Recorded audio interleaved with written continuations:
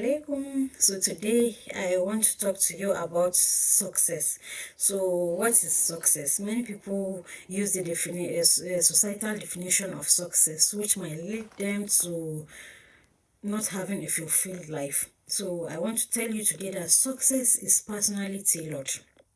You have to have your own definition of success, what it means to have a fulfilled life, and how you can achieve it, because success can even be success is the process, not even an end point, because we don't control the outcome. We only control how we work towards it. So you can have your daily goals, you can have your monthly goals, you can have your yearly goals. As far as you achieve these goals of yours, these are your successes, not only what the society term as success. Success can even be not only the end point but the process. Once you have the process of getting to where you are, like maybe you have your daily goals, you have your monthly goals, and you have your yearly goals, and you are achieving them, that could be success for you, and not necessarily what other people think as success, because we all have our personal journeys, we all have our timelines, and we all have things that makes us successful or not. So another thing I want to share to you today is success is intentional. You have to be intentional about it. You have to go and search for it. It cannot just present itself. Life is for the seeker, because the seeker finds it. You understand? But you cannot just sit down and you think it will just be like a gift for you. No, it has to be sought, intentionally looked for. You have to know it first, because what you don't know, you cannot plan towards it. You have to know and define what it means to be successful for you. So also another point I want us to talk about today is success is all-rounded. Okay, let me break it down.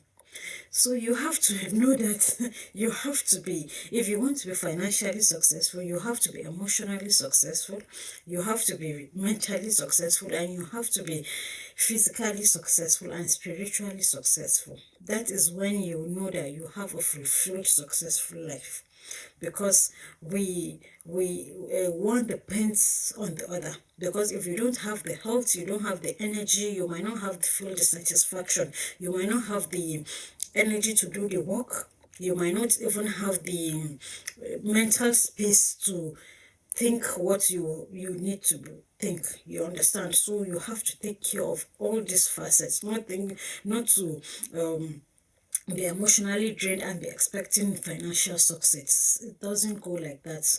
Most people take care of all these five spheres of success. Also, I want to tell you to be very, very flexible when it comes to financial success, for example, or wealth creation. You have to be very, very flexible, and you also have to know that wealth changes forms. I think I did it in my last lectures about different kinds of wealth. Some of us are just fixated to some kind of wealth. No, there are a lot of forms of wealth. And also, we have to know that intergenerationally, wealth changes form. For example, if maybe your forefathers were scholars, then maybe the next generation were maybe traditional holders, then the next generation became workers, government workers, then maybe the next generation could be entrepreneurs, and the next generation could be smart, computer, digital era. So you understand, you have to embrace this change. You understand, every 5 years, things, as the digital economy is coming, it's not even maybe up to 5 years, things change. Things change, and make sure that you understand how trends move and be ready to be flexible and catch up all with all the changes that come with the changing time. We cannot make things static. We cannot hold the changing. So you could remember 5 years ago some of the most successful business people, and that they could not evolve to the digital economy.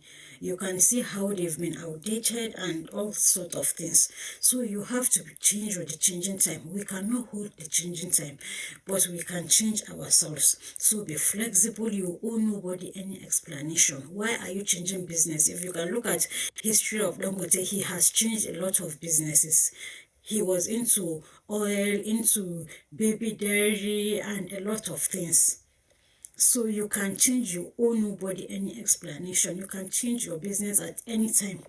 Just make sure that you know the right investments to do. You have to keep learning every day. At most, you have to employ somebody that can do it for you if you cannot do it. Once you have the money, you can employ any digital person to do it for you. If you are not good at marketing, you can employ somebody to do the marketing for you. If you are not good at the manufacturing, or you are not good at the production, you can help somebody. You can always do smart work. You understand? There's smart work, there's intellectual work, and there's also the labor. That is, if you cannot do the labor yourself, the labor is quite, you might feel tired, you cannot do everything, you cannot manage all your branches, you cannot do everything. So you have to hire labor to do it for you while you pay them. Then smart work is like being digital, putting, while you sleep, the digital the digital economy does it for you, maybe like automatic buying and delivery and sort of things, while the intellectual is the thinking processes of it. That is mostly the work of the CEOs. You see them, you think they are not doing anything. They are doing the thinking and strategic parts of the business. So they stay a lot, they wouldn't use, you won't see them doing the manufacturing or the production, because they are doing the intellectual processes of it, which is the thinking and the planning and the vision and every part of it. So thank you. I hope you've enjoyed our video. Like and share so that everybody can learn. Thank you. Bye.